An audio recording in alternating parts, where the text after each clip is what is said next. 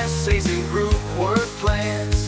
One day we thought, let's sail away and live on a boat with adventures every day. So welcome aboard, come join the ride. We're floating through life with Willow by our side. We filmed it all, every laugh, every spat, cruising up and down every canal on the map. So hit subscribe, don't drift away. It's chaos but charming in a narrowboat way. We're ex-teachers afloat, come on May. Welcome to same ship, different day. Okay, welcome to a new vlog. You might hear in the background in a minute some geese. Those geese have kept us up the last couple of nights, so they're not very popular geese at the moment. If you watched the last vlog, you'll know that we've moved just under the bridge after having a little bit of trouble the other side of the bridge in the park. Still a little bit nervous being here kind of thing, just in case anything else does happen, but I think we're fine. We're off out today. It's quite a big day for us really. We're going to go and get the mobile home, the camper van. Molly, as Sonya keeps calling it, Molly Moho, I think she's calling it. So you're off to get that today. So I thought you'd like to come along and see our first little adventure, which is just getting it and getting it back again. So yeah, come along. So it looks like it could end up quite a nice day today. So yeah, fingers crossed we have a good day in other ways. And there's those geese. I don't know if you can see them. They're just over there. Imagine that about 4 o'clock in the morning. The last 2 days, that's exactly what's happened.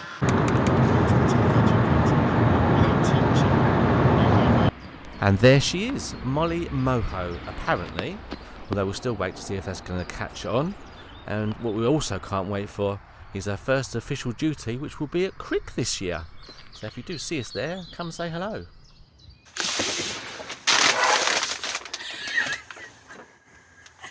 Our first dinner on the van. Yeah, just pulled into the McDonald's car park.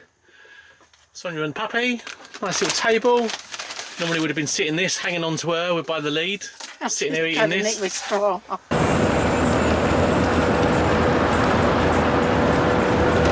I was just going to record the waves. So we've woken up today very unexpectedly to things getting bashed all over the place and the wind. And as you can see on the Thames, that means waves, and we're off today. But luckily by about midday it's supposed to go. And then just opposite there, blends into the background a bit, but you can see a heron. And then just there is a goose. And that goose does not like that heron being over there. He's ignoring it a little bit now, but it was a little bit of a war, a bird war going on. Although I've got to say, the geese here, oh my god, the noise they make.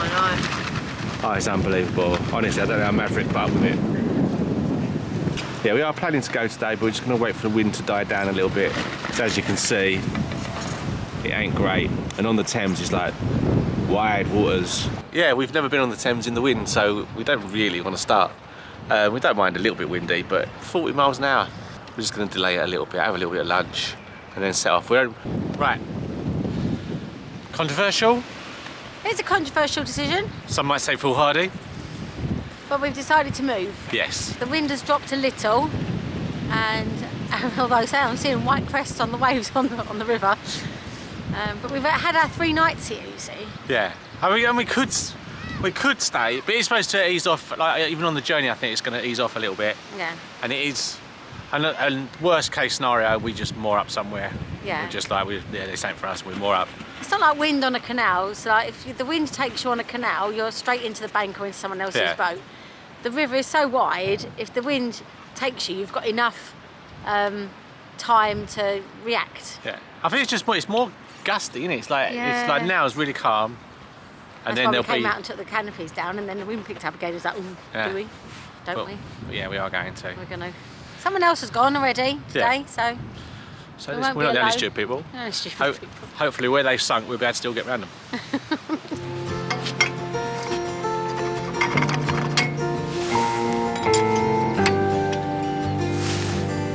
This is the reason we're leaving. I've just chased the heron off. I don't like him. But that is what we get for hours first thing in the morning. Oh.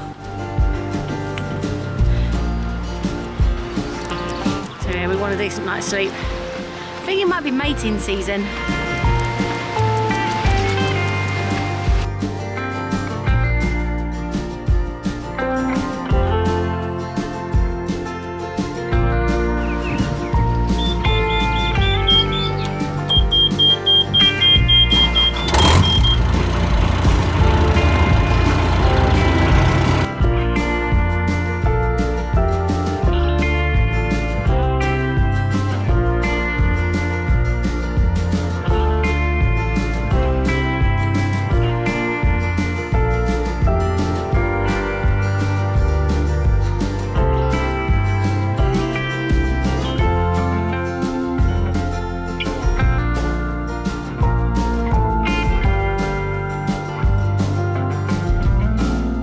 And now we're on the move. So what we're doing now is, in case you didn't say, we're basically heading for, where's the big place we're going to? Wallingford. Yeah, we're heading for Wallingford, which is a beautiful little place, so it'd be nice to show you around there. So that's where we're heading for, but it's a good 5 hours, maybe 5 hours plus. That's not really our cup of tea. So what we're doing instead, Son? We're going to break the journey up, we're going to stop halfway. So we're hoping to stop off at Clifton Hampton, which is a couple of hours away from Abingdon. If there's nothing there for us, then we can go on to Days Lock, where there's rubbish and toilet emptying, but also there's some nice moorings I think just around the corner. So we're gonna either one of those two. So yeah, this is going to be the site of what, Son? I think it's the new Berkshire and Wiltshire. Yeah, it's going to link the Thames to something. Yeah. I don't know if you know about these sort of things, but in the past, the Thames went on straight down there where the danger sign is. It was really, really windy. But obviously, people who were travelling up and down the Thames, sorry about any wind noises, but people who were travelling up and down the Thames, time was money. And if they lost too much time to things like trains and stuff, then people aren't going to use them anymore. So they did these. So when they called them cuts, this is the Cullen cut. It's called a cut because it's literally cutting all that bit out.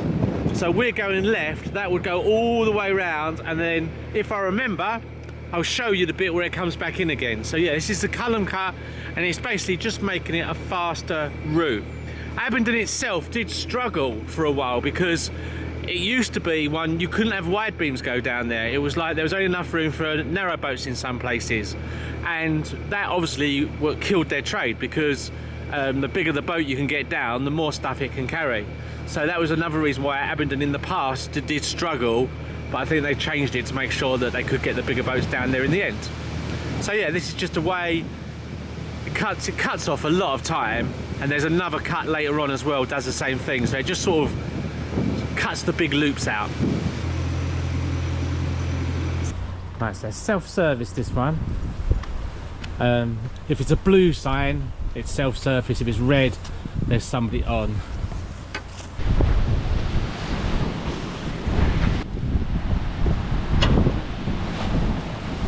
Sluice is coming up.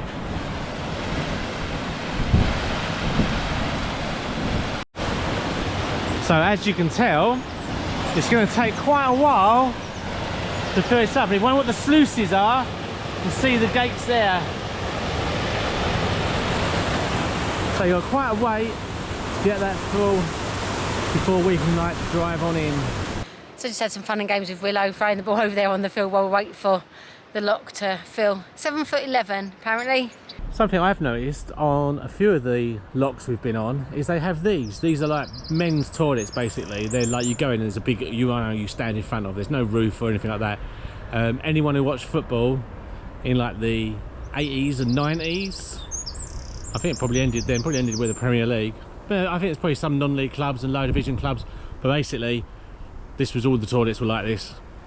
Huge ones, just blokes lining up with their scarves and hats on. Well, not just their scarves and hats obviously, but you get the idea.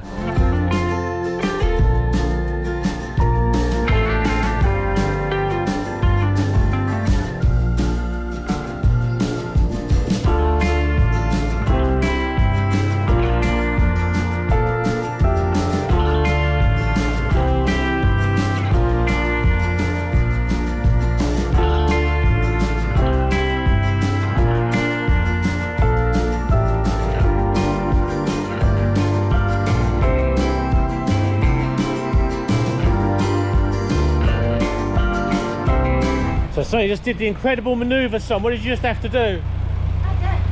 Stop, reverse, spin it around a bit, pick up a ball. Get a ball out of the lock. She's not in the good books now. She keeps doing it. It's just...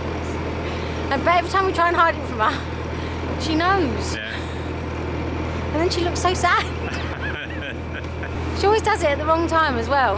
The other thing as well to just notice, if you are doing these or ever are going to them, you must make sure you read the instructions, because on that one, the sluices I had to leave open. I don't close the sluices, but the one we had before, I had to close the sluices when you leave. And that also means when you first get to there, so I didn't realise straight away, but these sluices being open, I had to go down and close the sluices to then open up the other set of sluices. So yeah, you have to read the instructions very carefully to make sure, see which individual lock their expectations are. And that is where Tony promised to show you where the main channel rejoined the cut. So there you can see the cut comes off from the right.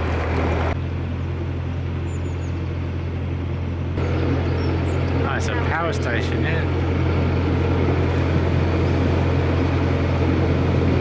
It's like, do they need all that ground for that building?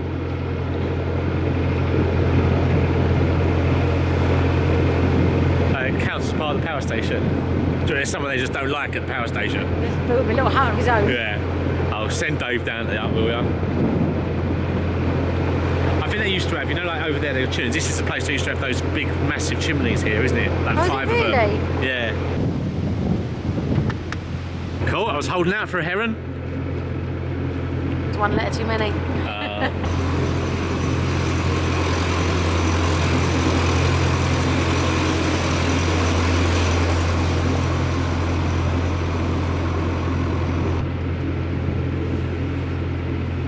Right, so again, this is going off on the Clifton cut. That's the way it used to go. Now, if you followed that down, you can't because there's a weir there now, but if you followed it down, there's a pub at the end of this part of it. But you can get to it when you get to the other end. So after you've cut through, you can turn right off the canal, off the Thames, sorry, and go to the end, and there's a pub there. So they've closed half of what the route used to be. Right, so this is the other end of where we've cut through. So basically, we've cut off that corner. You can go down there, and it says there's moorings, but I don't know. We're not going to risk that because we're stuck down there. Not good.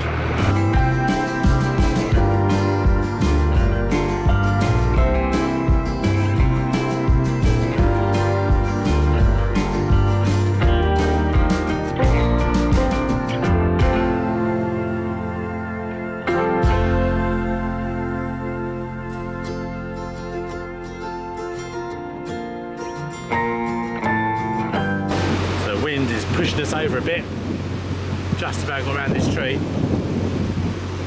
We're starting to think about mooring up and how difficult that's going to be. Right, this is called the aftermath. So, I'm remembering now why I hated the Thames. Once again, I was left on the side. And then everything just went wrong. Oh, it's unbelievable. It's just... We even were mooring into the stream as well, which is supposed to be easier. Yeah. But it was just the wind. As we decided to moor up, it just picked up. Then, of course, I'm on the boat on my own. I'm trying to get the weed hatch open to sort all that out. And then the canopy blows off. Well, that would just sink. So I've had to dismantle that. Go on a river trip, they said. It'd be fun, they said. Who did that? Who said it would be fun?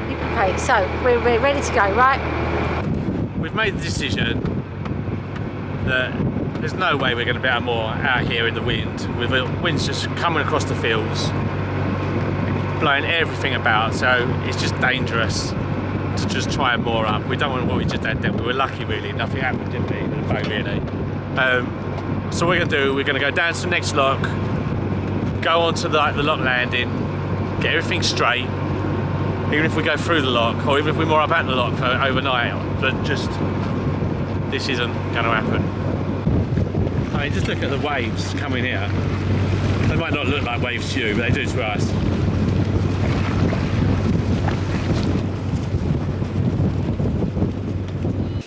I've put the camper back together. We are slightly worse for wear, and not in a nice way. We've moored up on a pontoon downstream of Days Lock. Tony's just off over there exploring the area because I think we're near the service point, so we're going to get to that while we're here. Yes? Yep.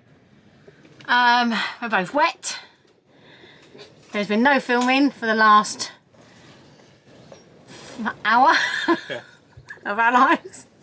But yeah, as Tony said, it's enough to put you off boating for life. It's unbelievable. Everywhere we are now, we're basically just down from an L-sand. Yeah, this is not a nice mooring. We're down the street, downwind of a toilet, but we don't care. No. We're not being, honestly, we're just going to stay in the night. We were tempted to go all the way right through to Wallingford, but we are both done. I mean, absolutely. We're getting the point at which, like, patience, yeah, we might end up, you know, having a row. This is very rare. So to preserve our marriage and Willow's sanity, bless her, she hasn't got a clue what's going on. No. Like the well, she's going to have a walk on like, a postage stamp of grass later. So she's not going to be happy. But yeah, we're moored up. Yeah. No harm, no foul. We're all, yeah, nothing's broken. We're going to get Wallingford nice and early tomorrow. We'll get to Wallingford early and then leave apparently before all the chavs come out. Apparently the brilliant. bloke up there just warned us off all the chavs. So make sure you're more on the town side, not the park side, because the chavs just get on your boat and jump off your boat and all that. So feet are drenched. Tony's wet. Yet to go wading to get back on the boat. Anyway, yeah, that's boat life, people. It's not all sunshine and rainbows. So we had put the camera down, we'd gone in, we was going to get something to eat and going to stay like on that spot overnight and just leave early in the morning and just get going. Before the boats came. Yeah, get on to Wallingford. And then someone came over who was something to do with like the locks and stuff, and she was saying, oh, you can't stay here. So we were sort of trying to explain, well, yeah, we don't want to stay here, but we've got no choice now. The wind's blowing us all over the place. We're done. And we're done. Exhausted. Yeah, and it's like, it's getting late. I think it's gone 6 now as well. You can see the sun going down in the background. We don't really want to be travelling in the dark, and we don't know where we're going, and we don't know where our boys are. But yeah, this person's just like, well, it doesn't matter. The rules are the rules. You're not allowed to be well, if someone wants to use it, we're like, well, if they want to use it, we no, just blanked it. So rather than have an argument, rather than upset people, we thought we don't want to do that. So we're off again. You got to laugh, ain't you, really? It is what it is. So but what we do get is an evening cruise on the Thames, which is stunning, by the way. Yeah. In the hope that, obviously, hoping that there are some moorings ahead, otherwise we'll be going in the dark until we can find something. Yep, that is a boat up there, would you believe it? It looks like it must have been lifted up in the floods again, but just never put back in again. Bridges on the Thames are amazing, aren't they? They do like a bridge on the Thames. Stunning, aren't they?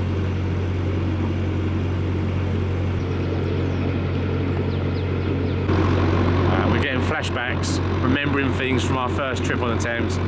So you get a lot of these, no mooring signs. You look at a spot and go, oh, that'd be perfect. And then just you get there, there's a sign saying, nope. That's the nicest bit of the cruise we've had. Thanks, lady. Oh, this is a pretty little lock.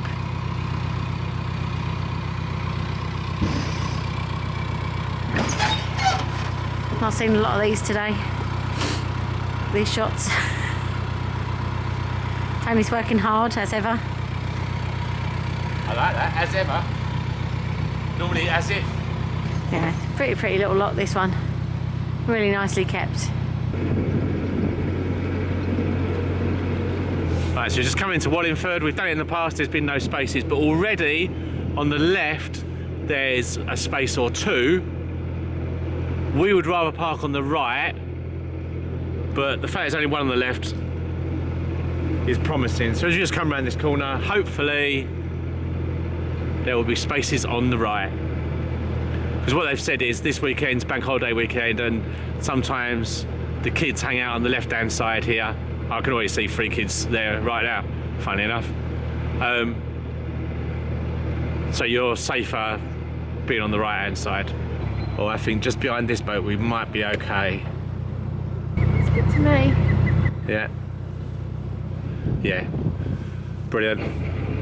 So it's coming behind this. We won't be that boat there anyway. Right. We won't be the one just here anyway.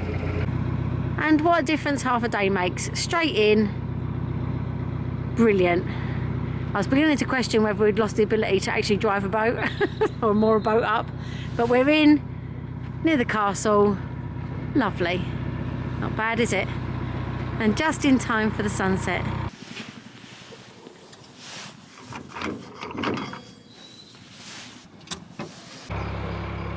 Right, unexpected journey this morning. If you're Damien, who is coming to meet us at one point, sorry, hopefully you'll catch us at Goring. Basically what's happened is we got up this morning, looked at the weather forecast. It's going to rain this afternoon and it could rain for like the next 3 days. And Wallingford is one of those moorings. I think it takes the mickey myself. I don't know, people might think differently, but it's £12 a night to stay there. Then just down the road, Abingdon, which is much nicer, 4 different mooring spots you can get, is free. And then Goring, you said it's free as well, Free. isn't it? Yeah, Goring. At least it's free for 24 hours or 48 hours, something like that. Yeah. So it's just like, we don't want to get stuck here paying like 50 And odd you're going quid. to stay for 5 days, so what we don't want to be doing is staying here Yeah. and then having to move when the weather's not great. The weather will determine our cruising patterns from now on. Oh God, yeah. Yeah. It's even now, it's slightly windy. I'm like, oh God, let's get there before the It's wind not really that picks up. What we'll do while we're here, actually, is just in case we didn't do it properly the other day, because obviously it was absolute chaos, just to describe exactly what happened and why the cruise down to here was so bad. So first of all, we went off and it was I don't want to relive it. so I'll just do it. So it was very windy. We went through, the journey itself was fine, absolutely fine. Trouble started, we tried to moor up, and we should have tried to moor where it was. It was like, not a wild mooring necessarily, but it was one we would have to pin in.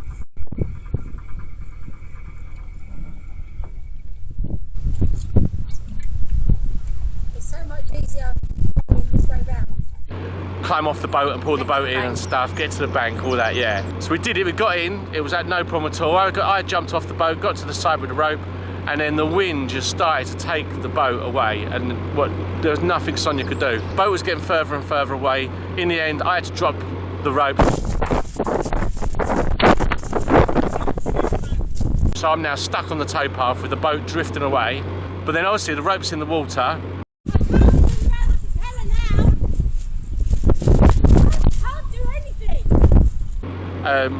Sonya thought, oh, it might catch with the propeller. By the time she could do anything about it, it had caught in the propeller.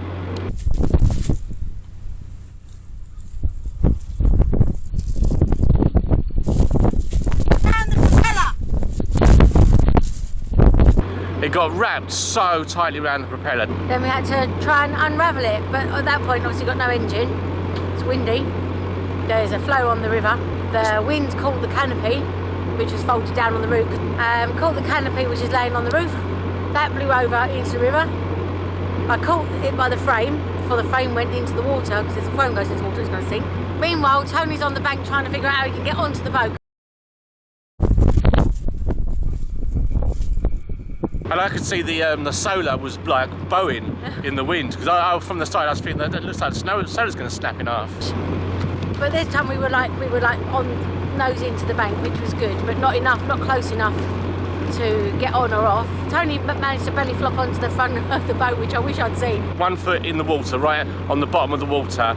So I was standing there like Karate Kid.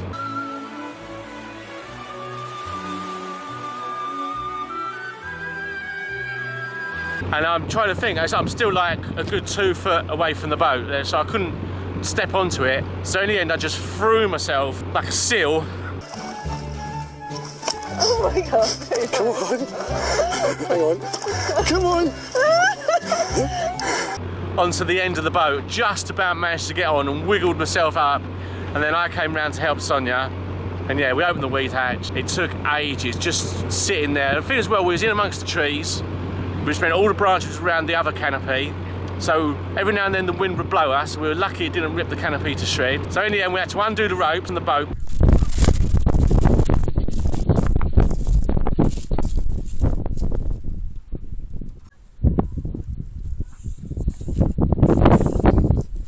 pull the rope all the way through, unwind it underwater without being able to see it. Finally got the rope out from underneath it, closed it all back up again, made sure we closed it properly after last time we did the weed hatch. Oh, that's another thing that gives me nightmares. Yeah.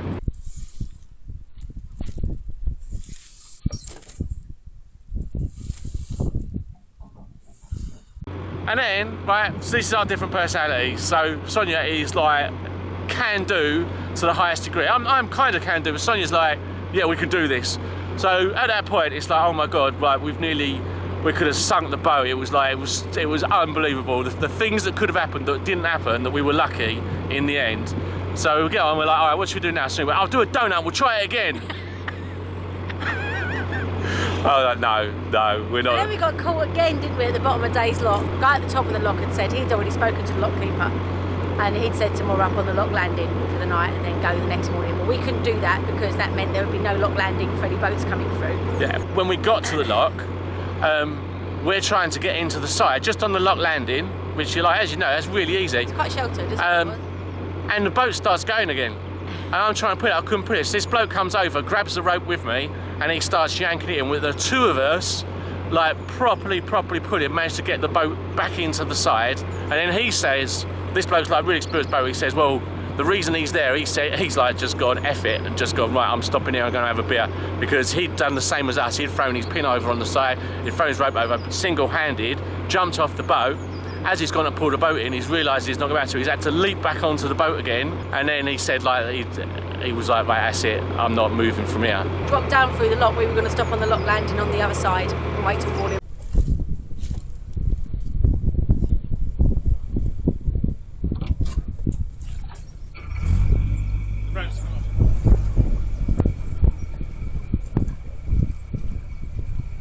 But then we got caught by the weir and the stream.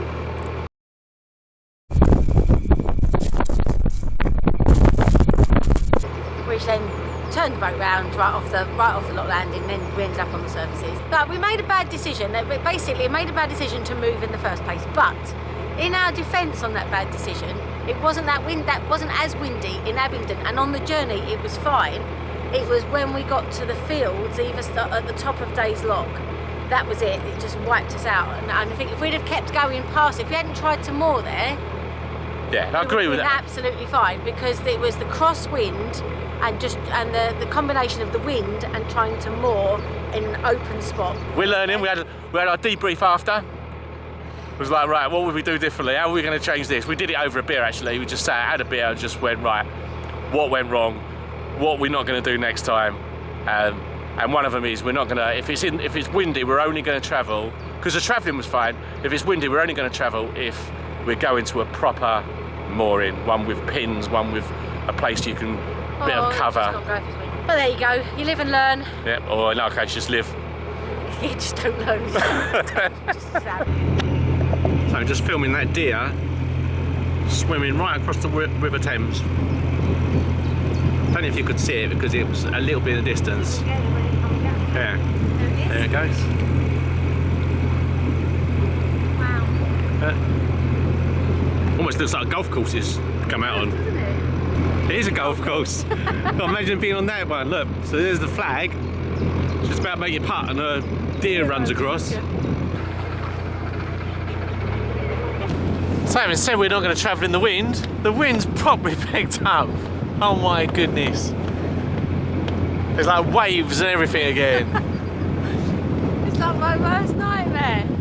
Man, nice beautiful houses around here, mind you. I'll show you a few of them. A lovely little pub. The beach, which is about half the beach.